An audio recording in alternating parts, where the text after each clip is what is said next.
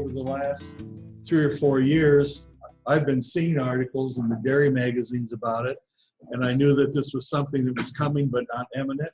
And I've got to admit that I was just kind of skimming through the articles and not really putting it into practice. And then all of a sudden, January 1st, 2017 came along, and then our vet practice is up to speed, and we're working with producers, and we've already written out over a half dozen of these VFDs.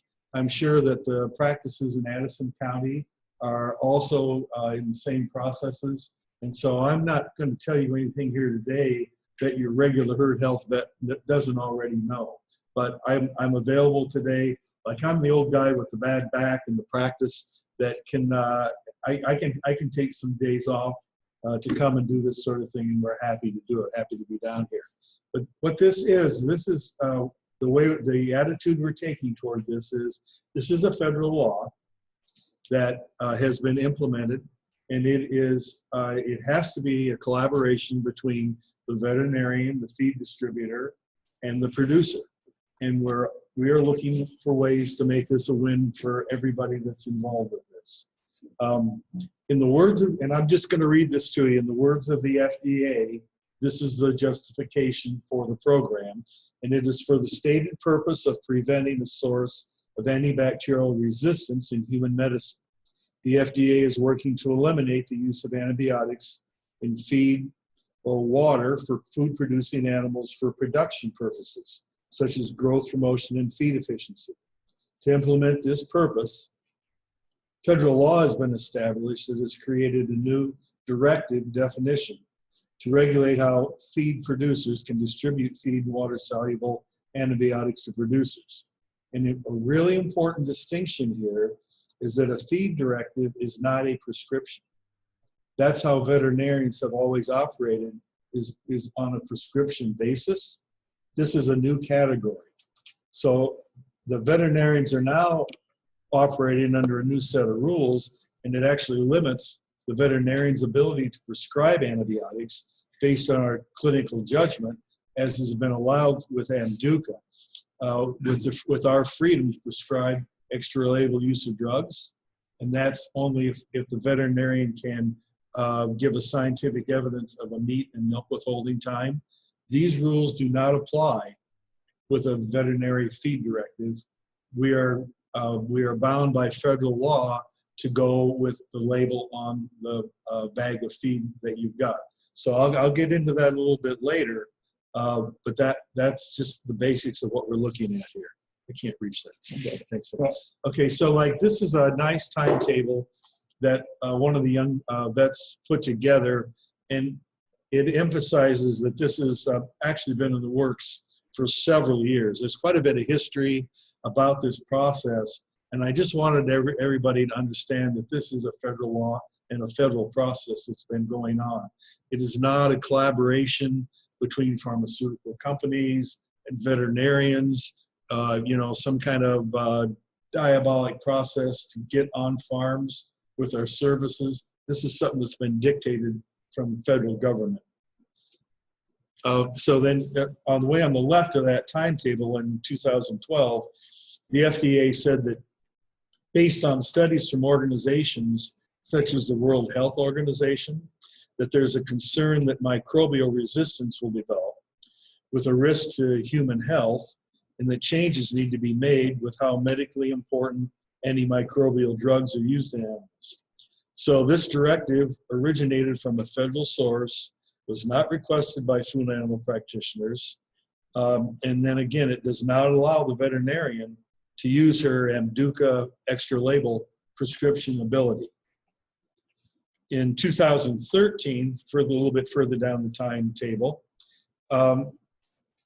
it provided sponsors with specific recommendations on how they could voluntarily modify the use conditions of the medically important antimicrobial drug products that are administered in feed and water to align with the two judicious use principles that were announced previously.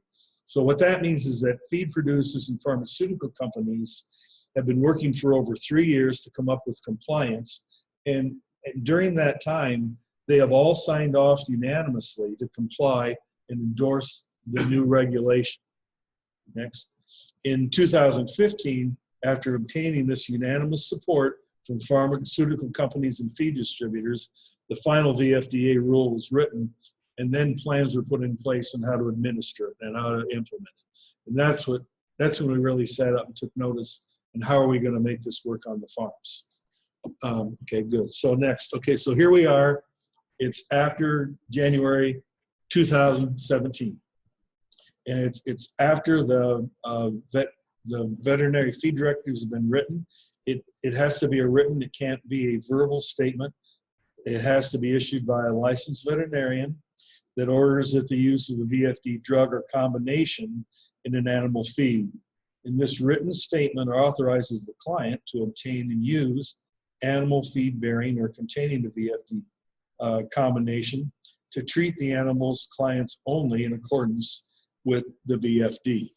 Right. So that is a fancy way of saying that after the 1st of January, that any feed additive or water soluble antibiotic cannot be used for growth or feed promotion, that the veterinarian is only going to be able to issue this VFD for the reasons of prevention, control, or treatment of disease. And that disease has to be on the label of the bag containing the antibacterial. And then in order to write this VFD, the state license, you have to be dealing with the state licensed veterinarian, and you have to have a VCPR relationship with that veterinarian to allow them to write the prescription for it.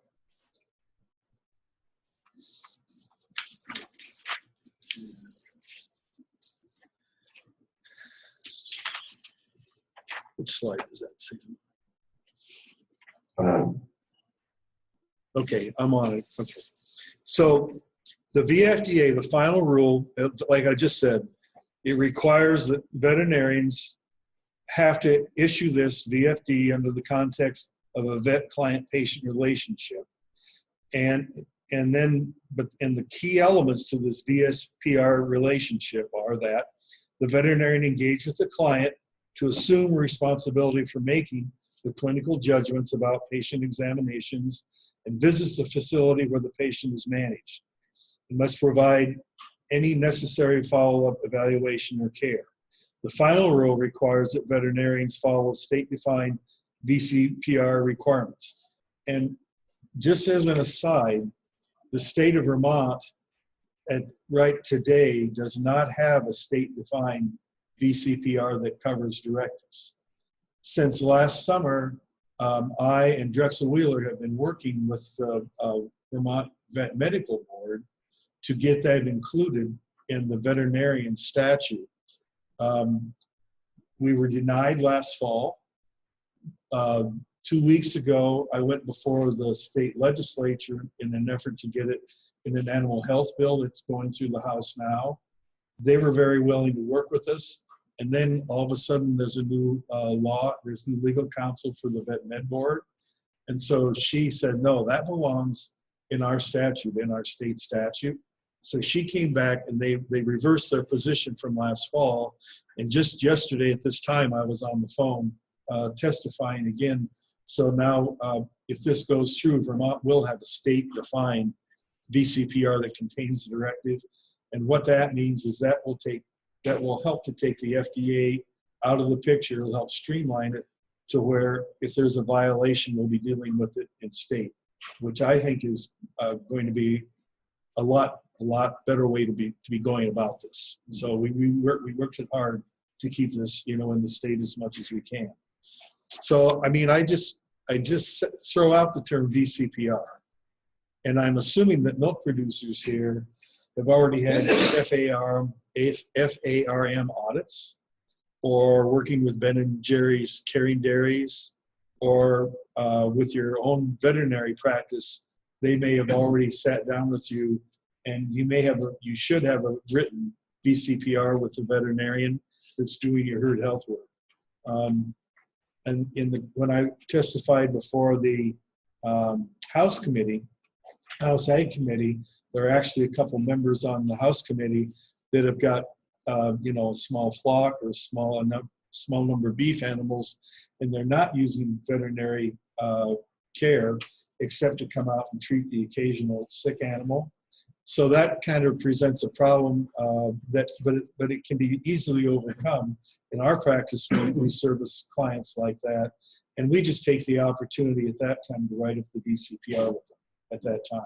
It isn't something that's that there's any real time basis that's on it, but it is the practice of the veterinary of the practice, and we're just trying to reach out to our clients and try to get this done properly.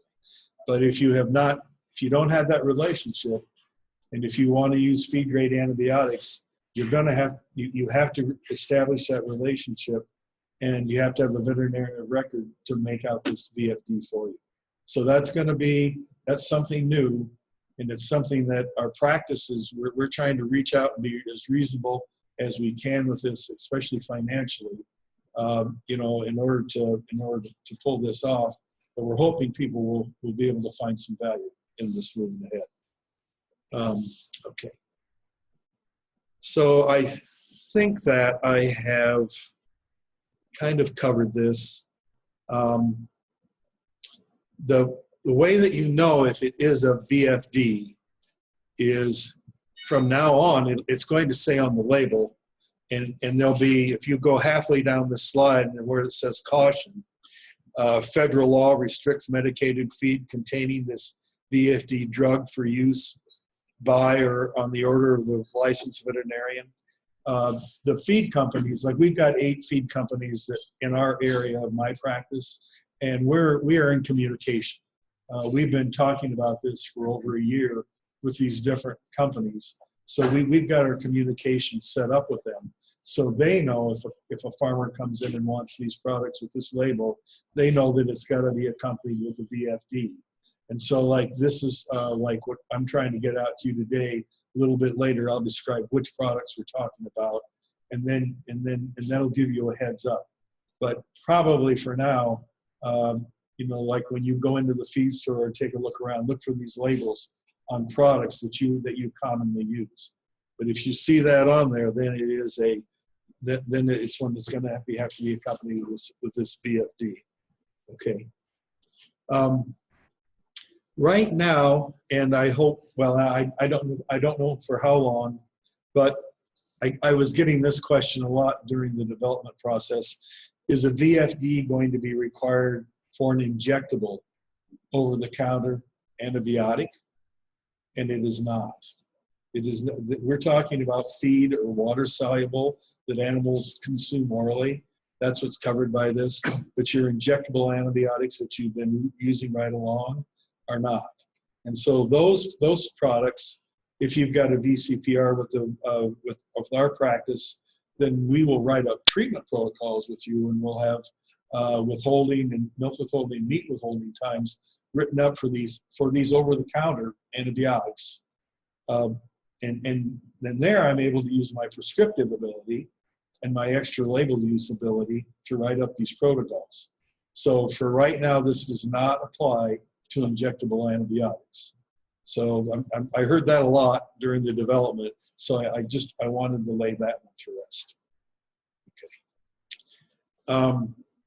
So here again, this is the you know, what I've just said, and I don't know that I need to repeat it, but it's, you know, that you need the VFD with a licensed veterinarian, and that the distributor is not going to dispense it because they'll be in federal violation if they dispense it without having this VFD. So it's not like you're going to go to your friendly distributor and be able to, you know, take it out the back door. Everybody's in this because we're under federal scrutiny. And then again, here are the uses. I can use it for actual treatment of animals. It is what it's for. Nothing for growth or motion. Okay. Is the written feed directive like a card that I can get, or do you have to do one for every distributor? Okay, this is a good question. That's right where we're headed. See, like I had to start out with this history, and I was hesitant to throw all this history in there, but I was expecting questions about where does all this come from. So I thought for a professional presentation I should throw it in, but that's exactly where we're headed here. So, and this is what I'm going to talk about now is what the producers got these questions. What's upon me to do this? So the first thing you need to do is establish a VCPR relationship with a veterinarian practice. And that's because only a veterinarian with that VCPR with your herd that you've got a relationship with is able to issue that. And so, like in our practice, there are 7 veterinarians. And so, like if you would like to have a VFD written up, you would get in touch with that veterinarian that is your herd veterinarian, who we call the veterinarian of record. And if it's somebody that doesn't call a vet on a regular basis, it would just be call the office, and then one of the vets in the office would call back. And then if we've seen the farm and we really know the conditions, can talk to you about it, and we feel comfortable writing it up on the spot. If it's the first time you've ever called, well, then we'll want to come to the farm, and we'll want to look at the operation, and because there's probably something we can, there's something we can do or talk about anyway, but to establish that relationship. So that's your first step. The next thing to understand about this is these VFDs are not a permanent piece of paper that you're going to carry around for years. It has got a 6-month expiration date, and it's right on the order, the day we sign it, and then when it's 6 months later when it has to be renewed. And so what happens is, like, we will write out the VFD. And I'll want to know how many animals, I'll know how much they weigh. We'll do a calculation to know how much you're going to need, and then we'll write out the VFD. And then you can then it'll be at the feed store for you. You pick it up, and then you use it on that group of animals or animal. If 6 months goes by and that same group needs to be treated again, you need to call back. And then we'll write up another VFD for you for those animals. So it's got to be renewed. And the question that came up a lot is, okay, so I bought 2 bags and I fed it, and well, I've got some left, in the bag. So, 8 months later, so do I just feed out that bag? And technically, I need to write out another VFD for you in order for you to feed out the rest of the bag, in order to be in compliance. That's federal rule. Okay. Okay. This slide is to explain that not all feed grade antibiotics are affected by VFD. And the ionophores, okay, so at the top you've got, on the left you've got the unaffected group, and on the right you've got the affected group. So the unaffected group are the ionophores, and those are antibiotics. Those are feed grade antibiotics that you feed to control coccidiosis, or you may be feeding to prevent ketosis in your milking herd, to get your fresh cows on feed.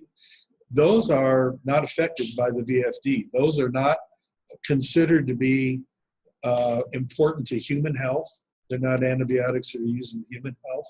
So they're exempted from the VFD order. So if that's on the bag, then it doesn't apply.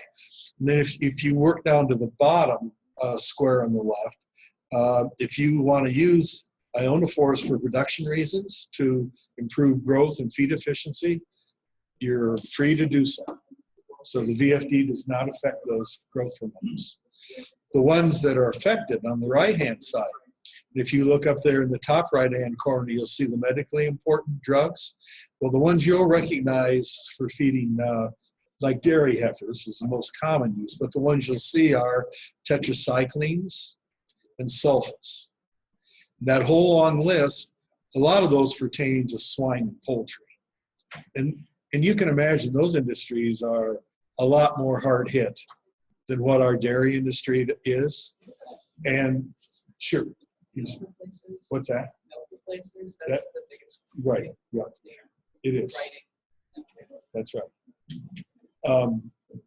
And so like, I've got to admit, I really don't know how much these products are being used in the field. Our practice has never marketed feed grade antibiotics, and it's always come through these 8 other distributors around the county. And so just as an aside, in the first, we're over 2 months into the program now, I think we've written up 8. And it's exactly like you said, it's for the bucket calves. Right? Are some of those manufacturers just offering without antibiotics that are going to change their so the for several years, the milk powder hasn't contained antibiotics. It used to be hard to get it without antibiotics. That is correct. That's right. And there was like 4 or 5 years ago that I actually thought they were causing more digestion problems in calves than they were helping, and that was very well verified in the literature and studies that were done. So it's like a 2020 with a bunch of antibiotics instead of right. Or something. And so now when you buy a bag of milk replacer and it says medicated, it is probably Bovatec that it's medicated with, as opposed to an antibiotic at this stage. And see, then the response with some of the feed companies and reps out was, well, okay, then we're going to sell the farmer an Oxytet Neo fluid that you can put in the calf bucket. Well, what's in that calf bucket is feed. That milk replacer is feed. And so in order to do that now, you have got to have this VFD.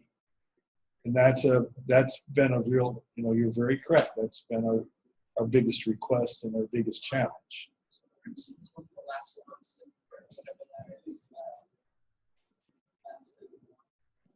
That's a big place The Bovatec and Lazoacid are the same. Yeah. And you'll see that, and that's perfectly allowable at this stage.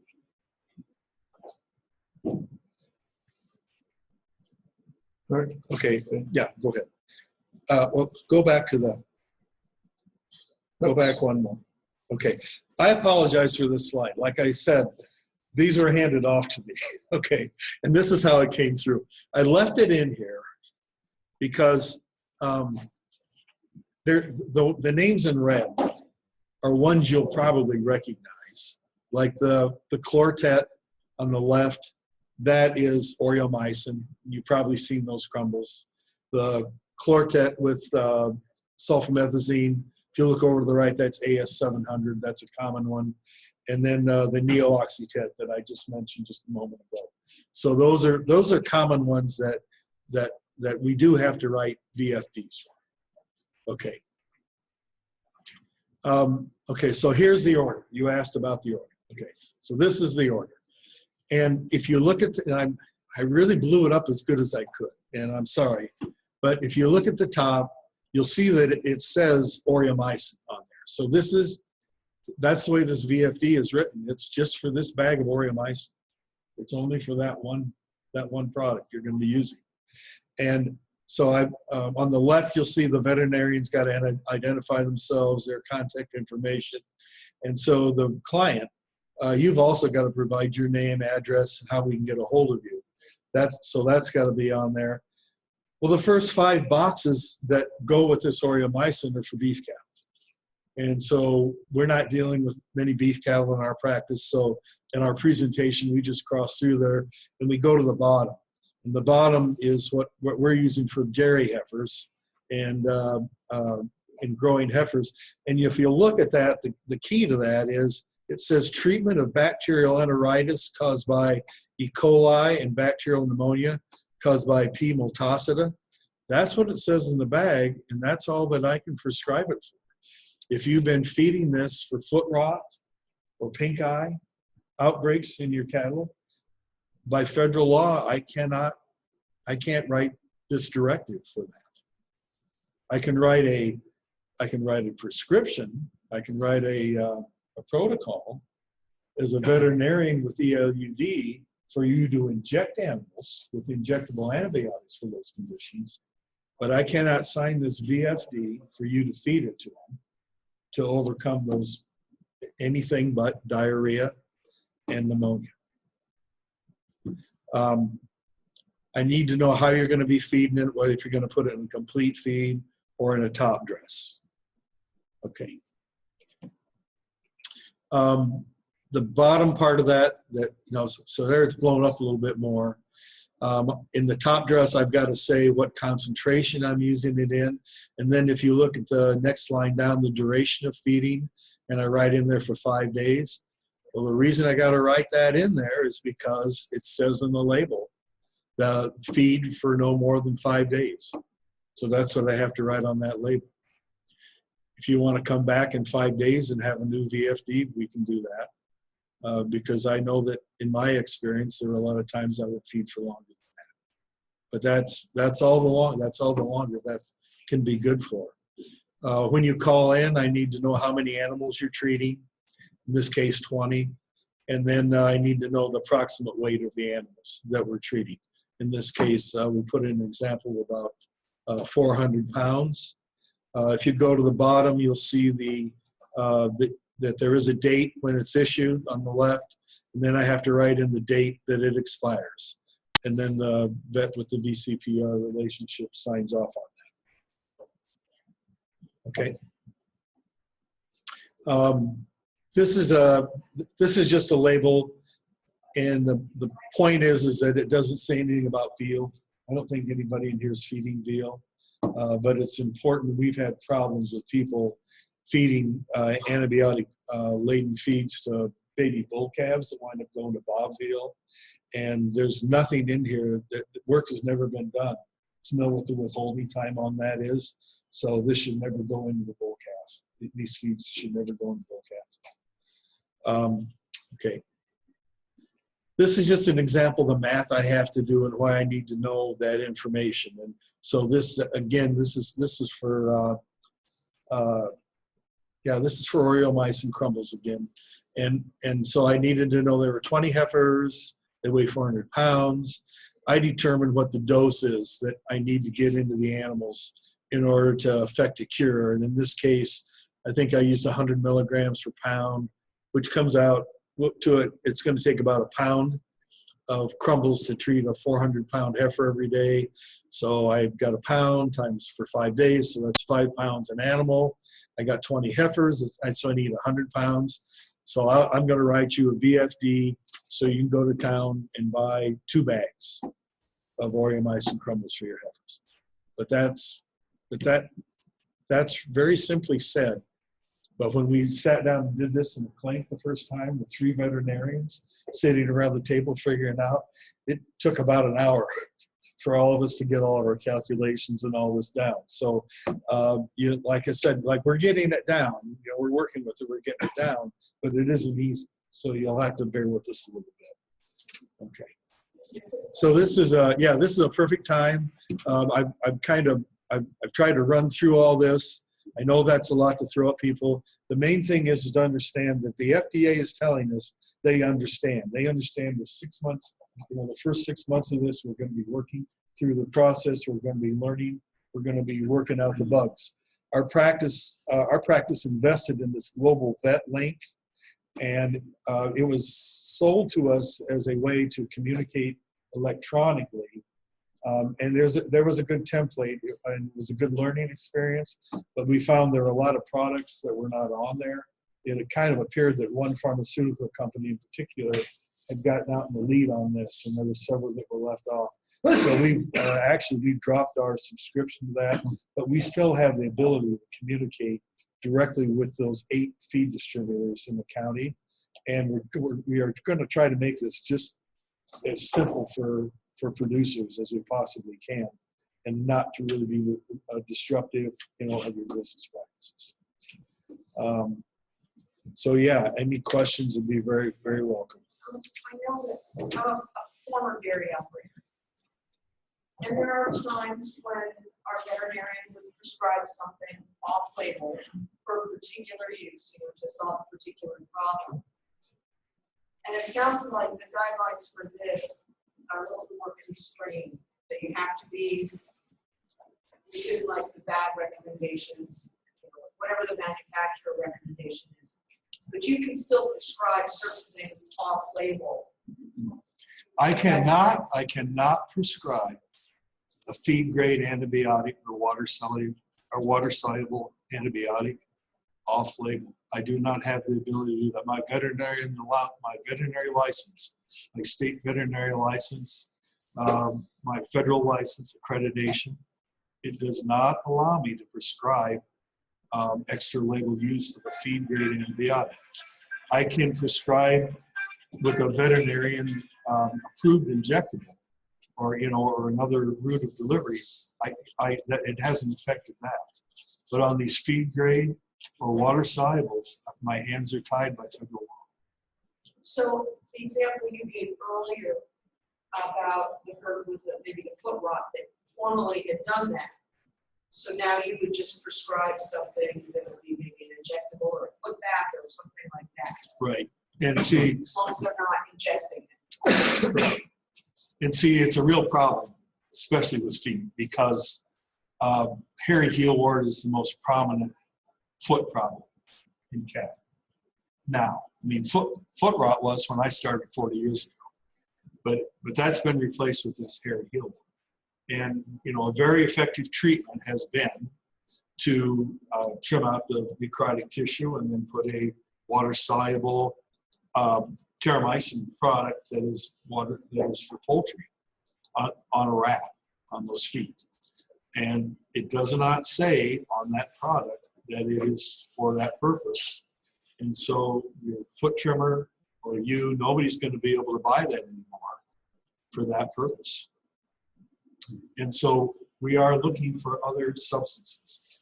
I've never been a great foot rat fan myself. I used to do 20 feet a day. And if I could talk the farmers into it, I got the back to show for it. I don't know if you see how stiff I am today, but it's no lie, I did. So, but I've got to go back to the old ways I did things. And like we would put a lot of copper sulfate on. And I mean, there are other substances you can put on. And actually we found that those foot wraps actually held filth in the foot and delayed healing as much as they really helped anything. Like a foot bath or a foot wrap really isn't having your business being on more than 18 hours to hold any medication in place. And I mean, I used to see foot wraps that I put on and I'd come back for a monthly visit and the darn thing was still sopping on there. I mean, that doesn't happen now anymore. The key to this is to really stay up on your hoof trimming and see with these terrible financials that we've had, people really, I mean, it's a stretch to have to pay that foot trimming bill. But I mean, I think that's one of the best investments you can make in animal health. I would contend it's right up there with vaccines and some of the time day hormone programs you go on as far as what the profitability is. So that's one thing. If I couldn't afford to have a foot trimmer come, boy, that's really in dire shape. But I think it's important to do that. And then footpath management, I think, is an area that could really improve. And I mean, it's one of those things that, we start out, we want to do a good job on, but even in really great clean conditions, a foot bath is only good for about 200 animals. And so how many times are we milking 500 animals? Are you stopping in the middle of chores and replenishing the foot bath? And that's not really common practice. Yeah, everybody does that. No. And then what I am seeing that I really like is that the foot bath tubs are getting bigger, they're getting long enough. Like the ones I first saw were like 3 feet long. Well, any self-respecting cow she's only going to get 2 or 3 feet in there. You're not going to get all 4. Well, now I've got them like 8 or 10 feet long. By gosh, I think you're going to get her foot dipped twice in there. But if you do that, you really do. You've got to replenish that in order to do it. So, like if you were depending on these feed-grade antibiotics for some of these problems, there are some adjustments that we're going to have to make in how we do things to try to get ahead of it. it's not like they're being taken away for disease problems. You know, if you're working with a veterinarian, we can write them up, and you know, and for disease problems, you know, we can continue to do this, and we want to help. You know, we're not trying to restrict the way you're doing business, but like in the feedlot industry, I think there's been quite a bit of oxytet fed to reduce the effects of overfeeding starch back in the lower intestine on animals to help against Clostridial disease. And like I say, I don't distribute the antibiotic feeds, so I don't really know how much of that's being done, but it isn't going to happen going ahead. Any questions? Just a comment, there's also the history of a lot of antibiotics being fed to these animals who are in feedlot kind of situations, because there's so many animals. I mean, there's the, you know, the compaction stress of so many animals in confinement, and you know, for the gates. So yeah, it's very common. Now, what are they going to do? Those bigger pens. I mean, I don't know what to say. I mean, I'm working with my dairy clients, and I don't know what the attitude is in the West. I assume they're going to have to change their rations, because I mean, the real reason they're feeding it is because they're overfeeding energy. They're overfeeding starch to these animals. So, and you know, like the comment I've got I was at a national advisory meeting here last week, and you know, the comment from some of the Midwestern and Far Western vets were that the nutritionists, the feeding the antibiotics was in their hands, because like the feedlots, they hire nutritionists to do the ration, and so then they were asked about it, and they didn't even know it was in there. The nutritionists didn't even know the product was in there, and so it's going to be, you know, a bit of a awakening to the industry. It's not like we haven't seen this coming, though. I mean, I showed you that timeline, and it's been coming, and they really have supposed to have been working on this for the last year. But I mean, I haven't heard about big wrecks going on, and we'll see what happens as it goes on. Change the ration, which takes a little longer for them to reach their market weight. They're not going to do that. They're not going to do it. They're not going to be willing to do that. These bigger ones, sure, they'll find something, but they're not going to change the whole They've got to box get, beef they've got market to up. get rid of their crisis and manage the operation. That's what's going to come. I mean, it's one thing if you're using it for your assembly groups and reducing stress for a short period of time. But if you're using it, like he says, to make as a crutch to get over overfeeding starch, because your ration isn't, either you're overcrowding, so you're slow feeding, or you just don't have uniform groups, so your ration doesn't really fit, and that's all management.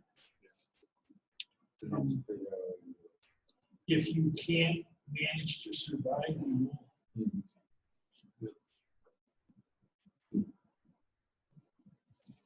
Yeah, I used to sell a lot of feed too. And oromycin crumbles and all that stuff. Sure. I worked with swine and poultry. So anything you put in water is great. Right up until what, about 1996 or so. It began to get. Only like the milk replacer, she was telling me. When they took all the antibiotic out, then they sold us a bucket full of the stuff to put back in. Right. And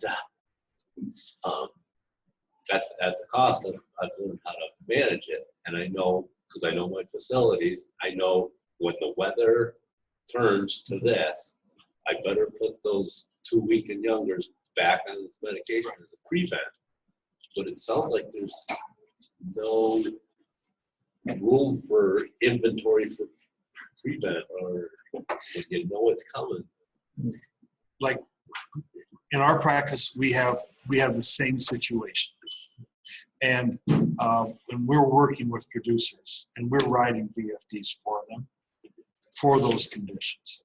Because, like, you know, and there has to be some evidence of sickness. But the way, that's too late, okay? And so, like we're on these farms on a regular basis, and we work with the farmer, and we really track the disease and when it occurs.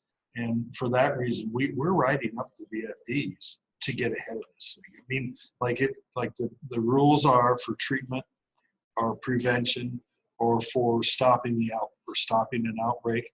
So like what you're doing, I think is allowable. It's just that now you've got to have this directive in order to do that. So every time you get a weather change coming, you got to get a directive to. Twice You got a a year. 6 month, you got a 6 month window on your directive, right? Yes. It's for that purpose. For that purpose. Okay. And then the other thing is, Nate, you just keep a sick calf around all the time. Good luck with that. Just one. Just one, yeah. But it is probably, we'll be renewing them every 6 months. That's gonna be kind of the deal there, is that you're just gonna need to keep up with that and be able to kind of anticipate those things. And that relationship with the vet's gonna have to be real enough so the veterinarian's gonna be able to do this. Who checks on it? I mean, right?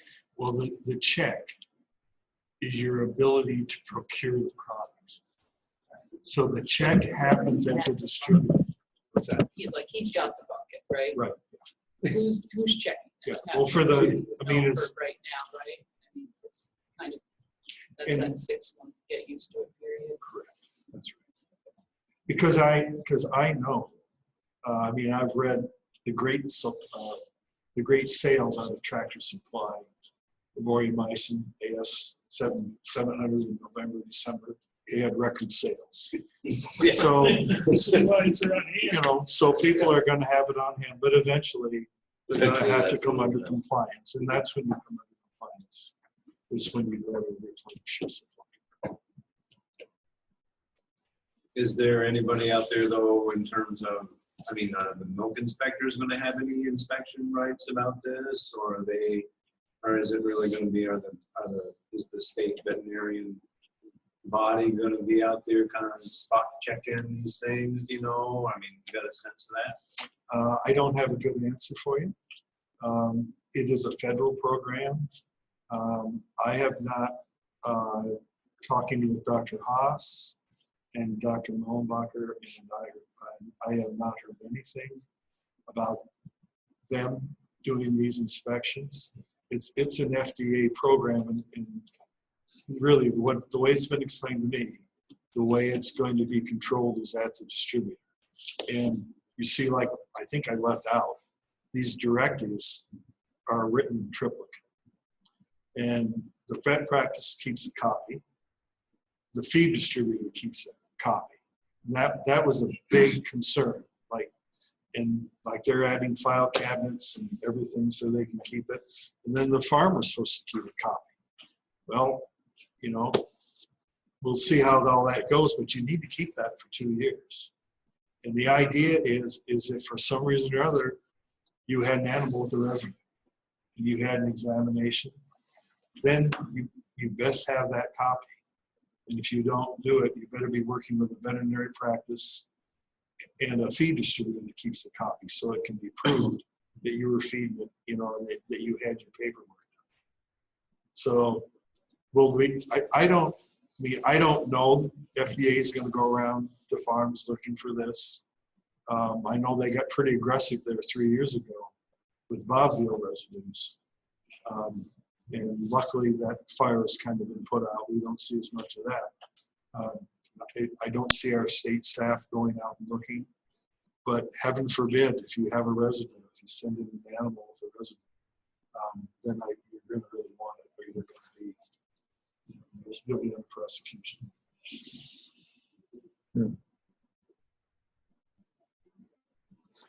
You know, like our practice, we do an annual VCPR visit on farms. And, you know, we get them to sign up every year. We know it needs to be done for the FARM. We've got several Ben and Jerry's clients that require it every year.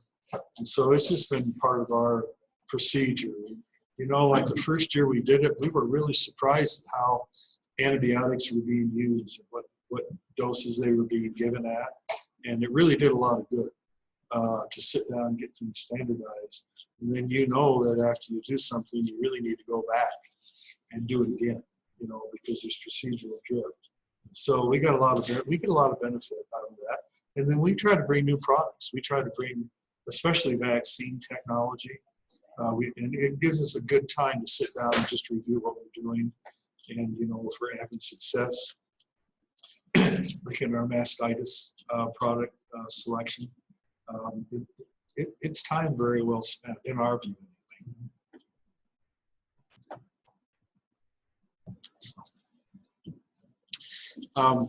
Another part of what we talked about was, I mean, if we're done with this, but you spoke about how can I improve animal health and reduce veterinary presence in the farm. And I mean, if Dr. Hutchins told you how to do it, Yeah. because, and I'm in total agreement. And I mean, I've been listening to Mike for 35 years, and I wasn't lying when I told you that I've lost a whole pie to that guy.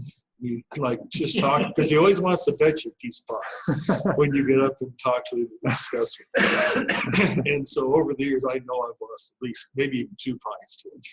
So, I mean, that's where the action is that fresh compound and pre-calving.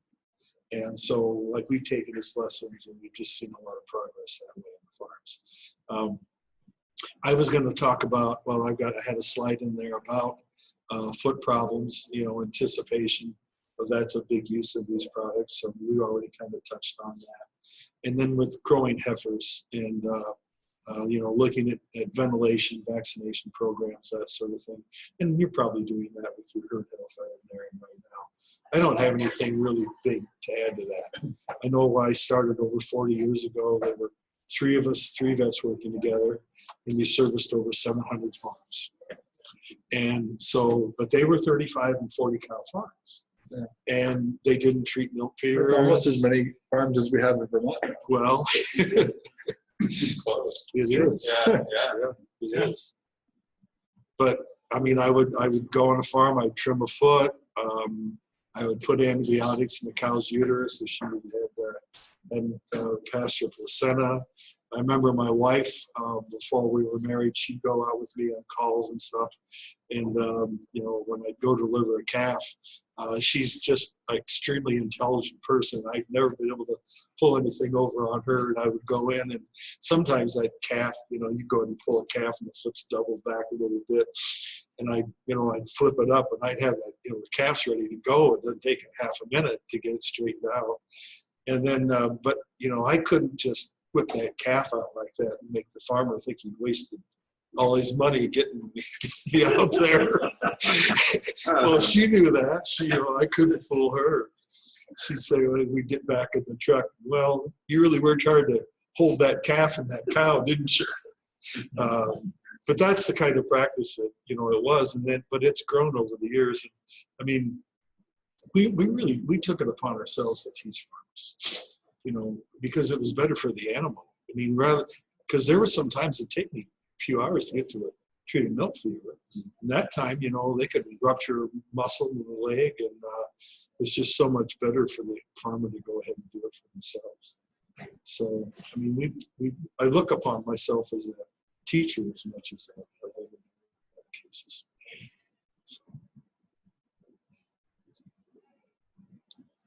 I just had one question when he was talking about managing the close-up cows, and he had the limited intake or restricted intake. Realizing the calf is almost entirely developed at that point. Can how you manage that cow affect the outcome for the calf, such that I was just kind of wondering when I saw the restricted intake levels, and what do you think? Well, I'm sure Dr. Grant can probably know more of the literature than I do, but like my opinion would be is that cow will put all her reserves into that calf. She's not going to let that. Yeah. I mean, she'll die before the calf does. Right. I wasn't thinking about it, death as much as any of the other, maybe less than vigorous. I wasn't sure how that would. Well, definitely, nutrition management has a big impact. I mean, there's nutritionists know that even the calving environment has a big impact. Yeah. Just the hours before calving, how comfortable the cow is can have a large impact on the health of the calf. Mhm. That's amazing. The other Dan has been doing some work looking at enriching the calving environment for the institute, and just something as simple as letting the animal, especially first calf, that first calf in a group setting, to be taken out to a calving pen, right? Versus taking them out the traditional way just in time, even if the pen's right there like it is in our barn. The cow does better. The calf also has better blood gas, profiles. They eat more quickly. So it's just even subtle things like that in their environment. Keep them comfortable, right? They take off quicker, and the cow's up and ruminating quicker, and eating quicker. Yeah. So her thought is it's just kind of like more natural because They're herding. so they're unpastured, they kind of wander off into that little grove of cedars we always seem to have in our fields, right? Kind of set the same stage there. Although don't put potted cedars in the they love to bat those things around. They last forever. Anyway. Be careful, those might be an oral antimicrobial.